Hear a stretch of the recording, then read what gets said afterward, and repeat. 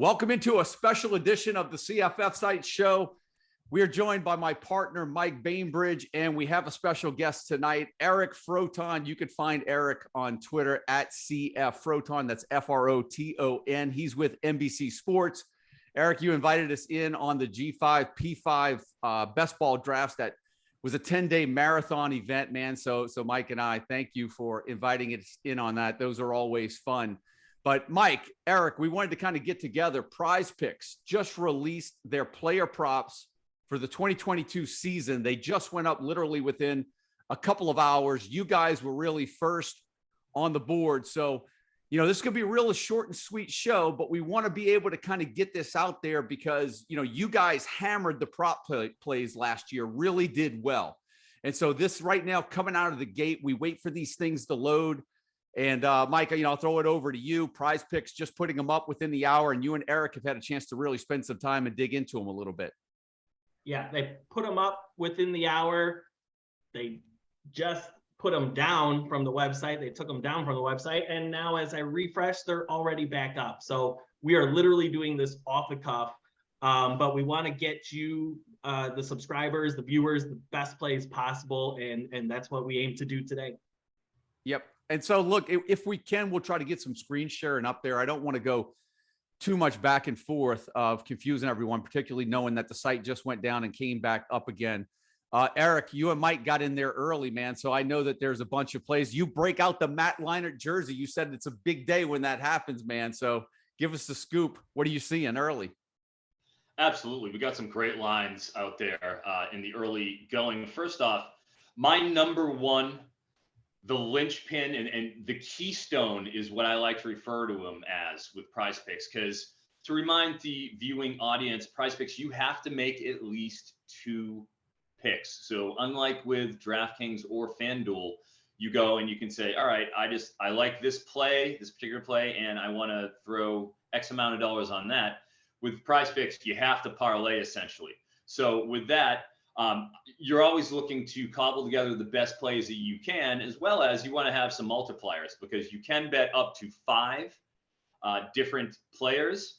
And depending on how you do it, you win 3, you're still in the positive. You win 4, you're doing great. You win 5, you're balling. You win 10 times your money. So that is basically the payout structure that you're looking at. So it's not just one play. You're looking to try to get as many as you can. And I got 7 of them I like. Number 1, CJ Stroud will go with here. He's at 3,632.5 passing yards. Okay. Favorite for the 2022 Heisman. Everybody knows who he is. He threw for 4,435 yards last year, 72% completion rate. Okay. Got sure, he loses Olave and Wilson, but they have a entire stable of first round worthy wide receivers at Buka and Fleming in particular, with Marvin Harrison and obviously Jackson Smith and Jigba. I'm not going to see any letdown in terms of the pass catching acumen that he's dealing with. And when it comes to on a per game basis of what this breaks down to, okay, if you look at what he did last year, all right, just what they averaged in terms of Ohio State on a per game basis, they threw for 381 yards per game. Stroud missed 1 game against Akron, but he's still in 12 games. That's 4,435 yards. On a per game basis, all right, times 12, 381, that's 4,572 yards if we're multiplying that per game average to this year. And I don't think we're going to see much of a downtick. At least he's going to be in the 320 yards per game range. That is going to sail him over the 3,632.5 passing yards mark. So that is one of the quarterbacks that I really like. I'll let Mike take one of his. And that was something, Mike, you and I talk about it all the time. And I know you and Eric bounce stuff off of one another as well. We've got CJ Stroud coming in on preseason projections at the 4,100 mark right now, right? So we're well over that mark, Eric, in which you're on as well. And I know, Mike, the projections is a lot, you guys used that tool a lot last year too, when making these plays with the props. Do you want to elaborate a little bit about that? Do you want to go to another play? Yeah, I'll go to another play. Yeah. Caleb Williams is one of my top plays, or my top play at the quarterback position. obviously last year with Oklahoma's kind of subpar standards, for Lincoln Riley between, rotating between Caleb Williams and Spencer Rattler, but they still average as a team 265 yards per game. And that would already put him over his current prop right now, which is 3,010 yards, right? And props are just filtering back right now on the website, and he's still at the same prop. So if you can get on it now, hammer it.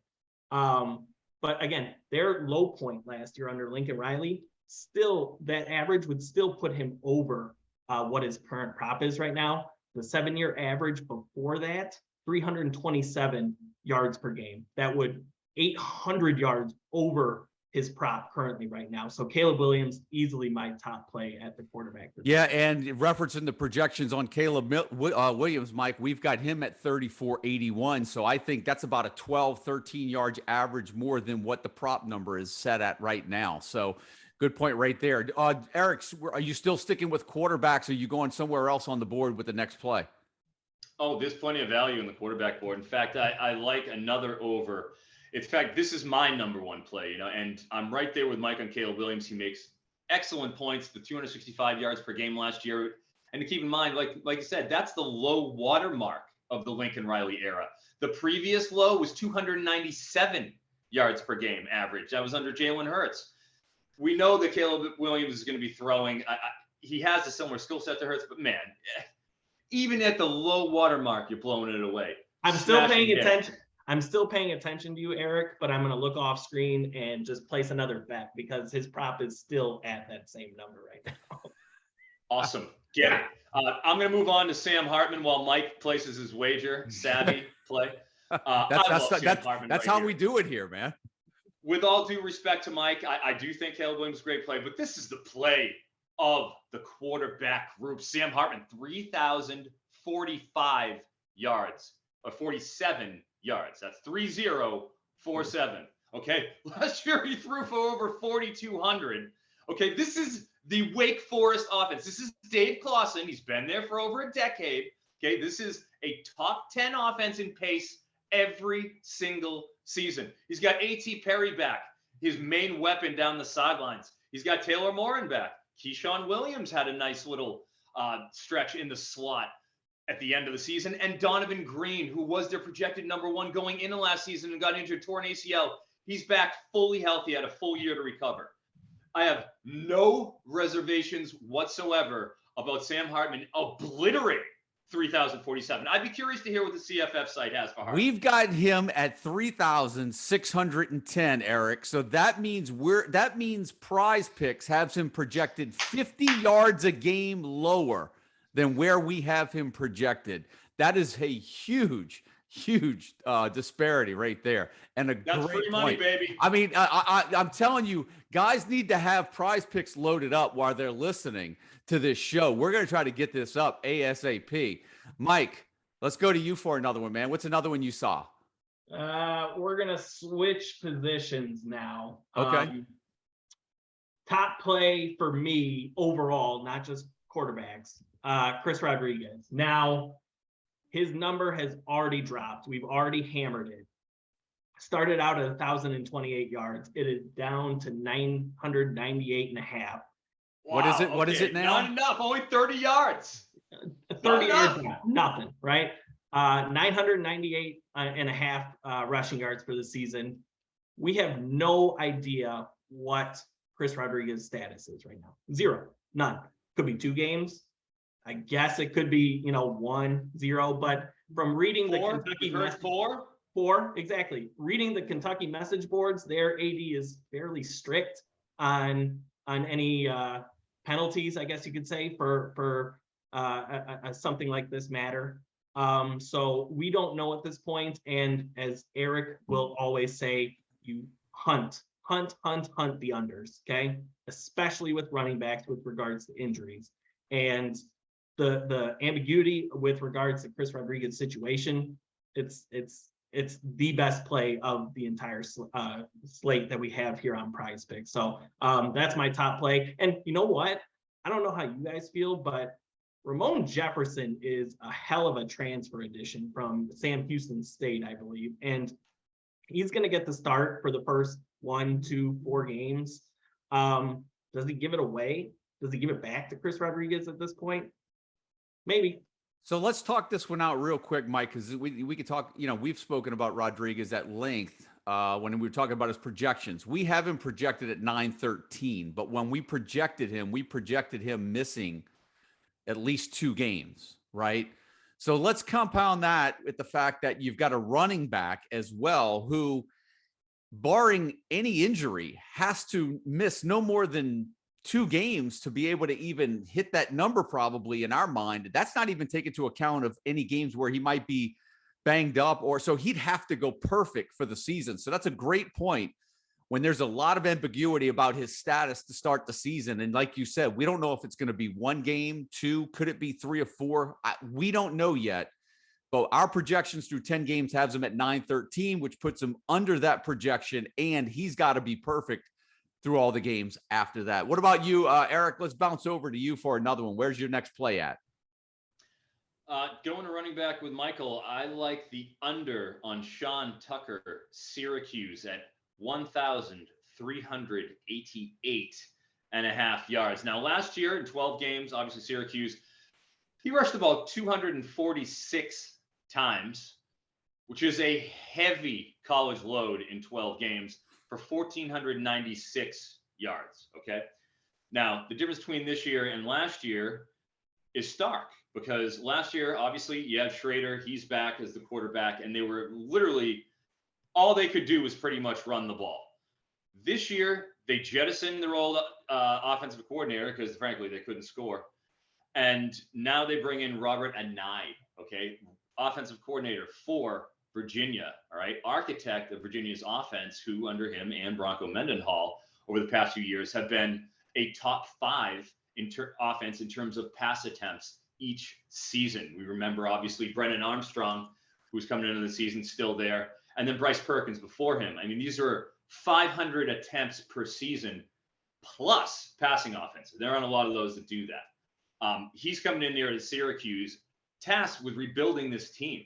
If you've seen the way that he has used running backs in the past, nobody in the college fantasy football world has been targeting Virginia running backs over the past 3 seasons, okay? Nobody who's successful at it, at least, okay? They're not cracking 600 yards. That's a miracle if they've done it in the past. I see more of the passing game coming from Sean Tucker. And again, what Michael mentioned, health is obviously an issue. He misses 1 game, all right? He has to average 116 yards per game for the entire season over 12 straight games. He misses 1 game. That's it. That average is off, and he's under. Well, too many variables here. You got to go under here on Sean Tucker. We have him under that number at 1176. Eric, this was something that Mike and I talked about with Robert and I coming in. I believe the 1,000-yard rusher he had was the year he inherited the BYU offense the first year. I believe Jamal Williams. I think that's the only time he's had a running back go over 1,000 yards for the season. The big question is, how will he adapt play? Will he adapt play calling to his personnel this year? We know what he's getting in Sean Tucker. We know what he's got at quarterback. If you look historically at his offenses, yeah, his running backs haven't been great, but he runs the hell out of his quarterbacks, right? But we're talking Sean Tucker here.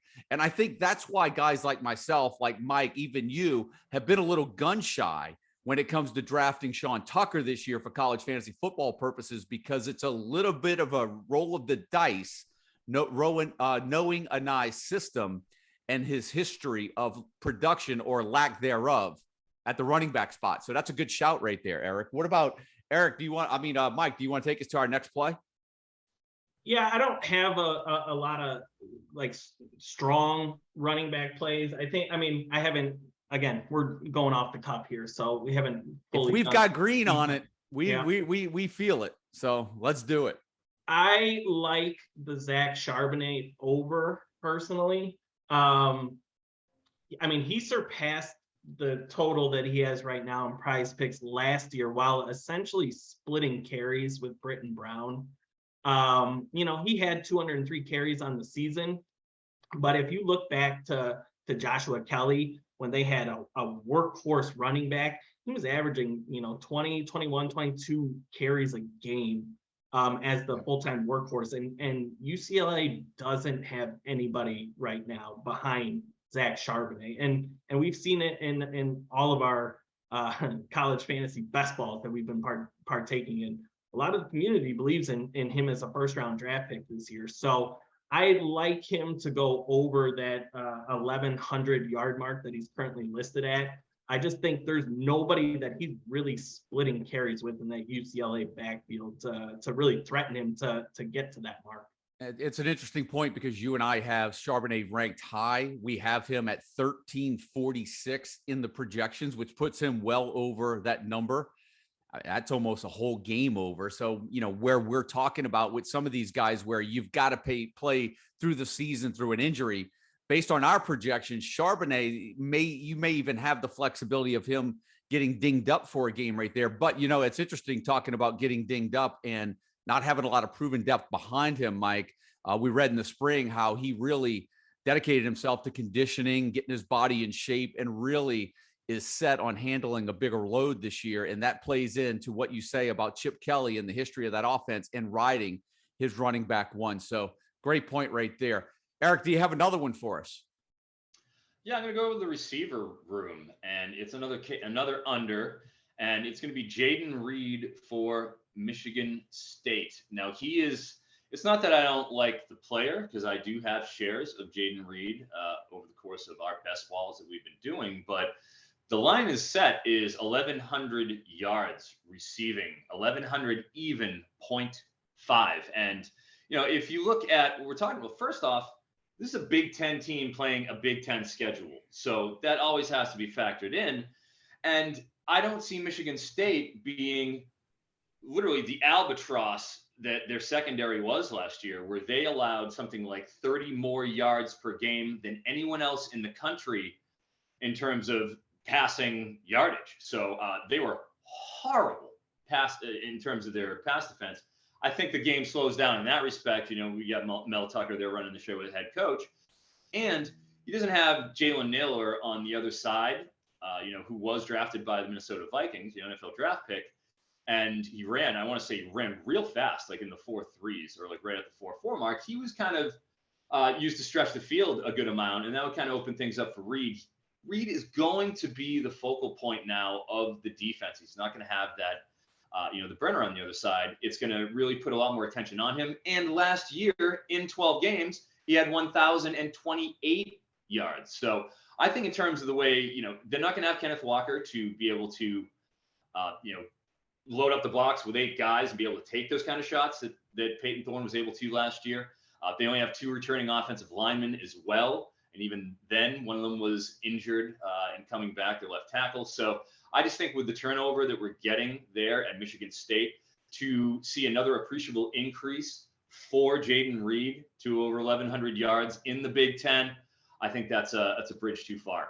Yeah, it's an interesting point, Eric. We have him projected right at 1,000 yards, right? 1,001 yards. So that puts him, under 100 from where you've got that play. But a real interesting point about the pace of game, style of play, given that they lose Kenneth Walker III, right? So, we've got a running back. We don't even know who that running back is going to be. And to your point, there were some plays last year where that passing game really benefited twofold, right? The defense gave up a ton.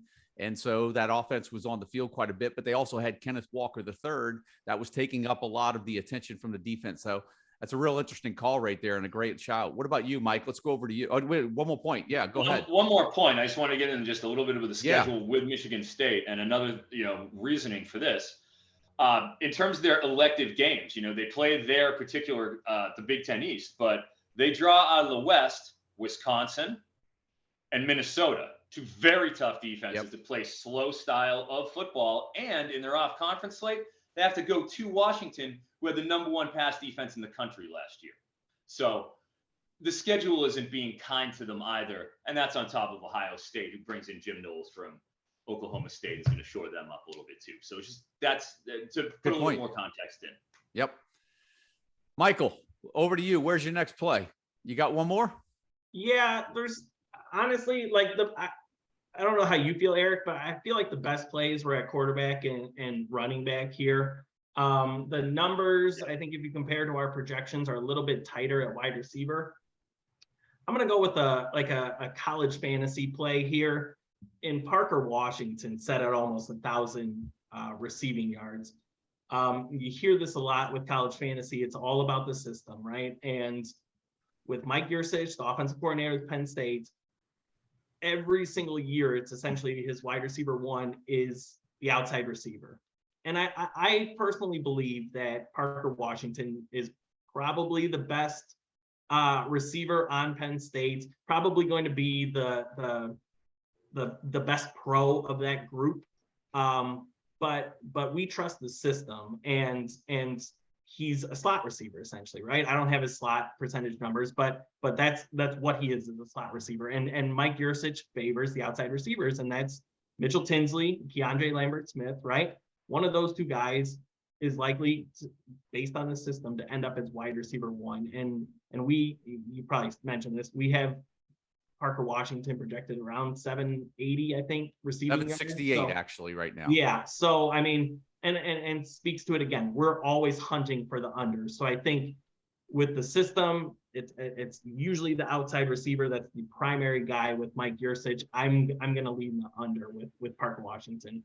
But that's why a play like this and getting in early is so good, right? I mean, for us that follow the college fantasy football, the position, the systems, this is one of those plays, Mike, where guys line up and maybe the number doesn't exactly match the position of where the guy fits in this system. And it could be maybe this is us being able to take advantage of maybe PrizePicks being a little inaccurate with their assessment of where the positions line up, right?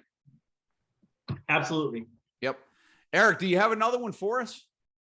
If I have to go one more, I would say, and to add some color to Mike's point, Parker Washington, 91% slot percentage rate last season, 97% the season before. But as we know, Yurcich, that's what he's using that. Maybe he pushes him out because Dawson's there. We didn't see that in spring, so it would be a different move than we are expecting, at least depth chart wise. One more, if I had to go one more, going, as Mike said, it's kind of tough on the receivers. I think they're pretty good. I'll go back to the quarterback, somebody we talked about a little bit. Hendon Hooker is at a pretty fair line, considering this is the Josh Heupel-led attack. 2968 is his number. Now, he threw for last year. It's very, very close to what he did last year, 2945 last year. So they're going by that. But, you got to keep in mind, first game against Bowling Green that they won 38-6, Mr. Hooker threw one pass because Joe Milton was starting. That's right. The following game against Pitt, he takes over at halftime because Joe Milton stinks. And he leads, a comeback, and he looks great doing it. So he wasn't in, and then, he had to get up to speed. He only played a little bit against Tennessee Tech, and so he wasn't clicking on full cylinders. He's coming in as a backup, not getting the starters reps, and still went and had a great season after taking over. He's coming in as the starter, fully entrenched. Unless he gets hurt, nobody's taking his job, and he's got a fleet of wide receivers. Hyatt, Brew McCoy comes in, obviously Cedric Tillman, who tore up Georgia for almost 200 yards. That Josh Heupel system is in place, and it is proven, and they take shots downfield, spread it out, beat them deep.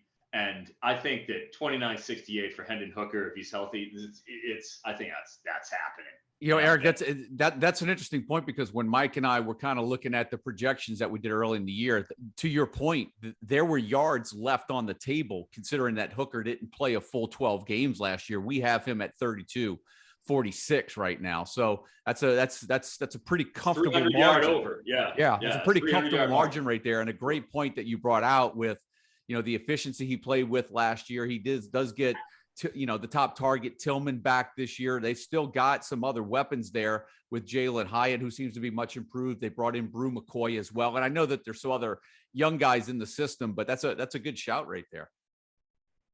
Thank you, my brother. One that I kind of wanted to just close out on for me personally is kudos to PrizePicks for Brennan Armstrong's prop at 3,300 yards. I mean, we would have just hammered the over, right? At 3,300 yards. He threw for 4,400 yards last year in 11 games, right? We would have just hammered the over. Kudos to them for basically acknowledging that there's a system change there. And it's debate, like it makes you think at least the 3,300 this year, whether or not he can reach that or not. Our projections have him over at this point, I think by like 400 yards, but yeah.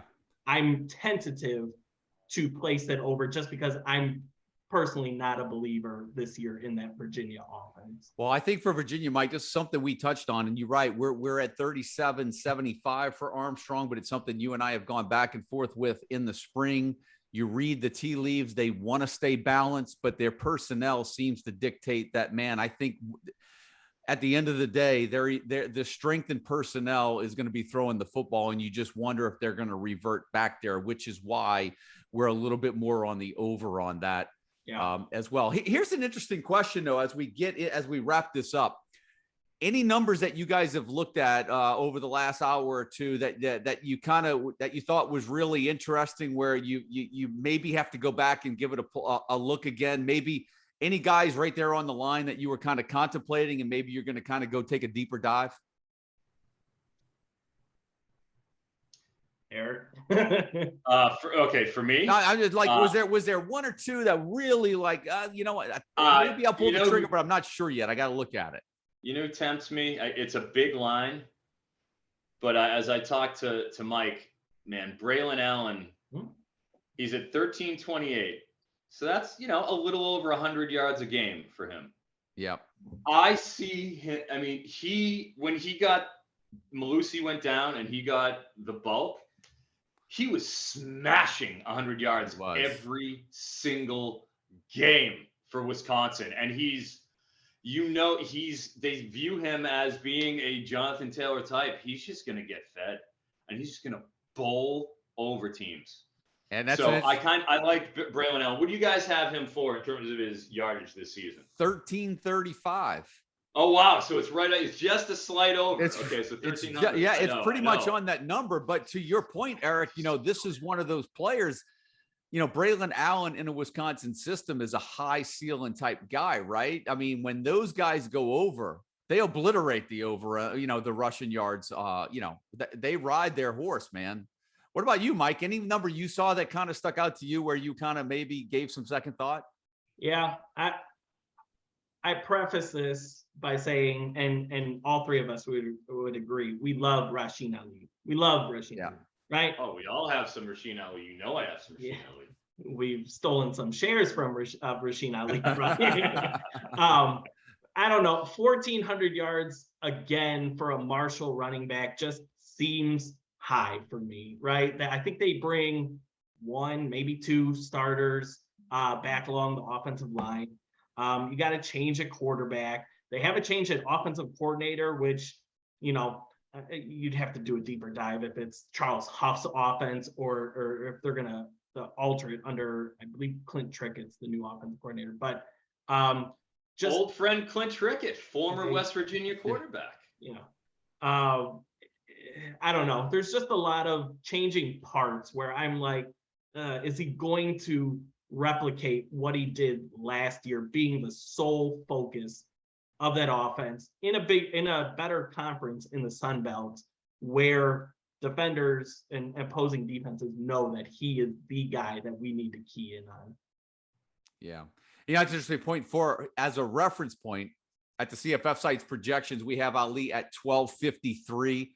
And I think we all three would agree that Ali is one of those dual threat guys, right? He can catch the ball out of the backfield. We've got him projected for 33 catches. He had a ton of catches last year. He could do it both on the ground and through the air. But for the prop bet, that number that they have him at does come in much higher than where we have Ali. Look, guys, this was fun. This was really kind of off the cuff. We didn't really take but maybe 5 minutes before we got on here to kind of say, this is how we're going to do it. But this is some of the stuff that we like to do that we want to get into. And Mike and Eric, I know you guys had done some shows last year on Saturday mornings. Look, if you're not following these guys on Twitter, in our Discord, following the projections, give Froton a follow, Mike a follow. They are great at these prop bets. They're going to be doing it all year, and these guys make money. And that's what it comes down to, right, guys? I mean, it comes down to making money, putting food on the table. So listen, that's it. We want to get this show uploaded, guys. So let's kind of shut this down. You know, Eric, you can find Eric over at NBC Sports. You can find him on Twitter at CFFroton. That's Froton. Of course, my partner, Mike Bainbridge, you know where to find him at the CFF site. We've got all the 2022 content details loaded on the site, and we're referencing the projections. You're going to need those, or you're going to want those if you're going to get into prop betting this year. But for Eric, for my partner, Mike Bainbridge, my name is Joe DeSalvo with the CFF site. That's going to do it. We'll talk to you guys soon.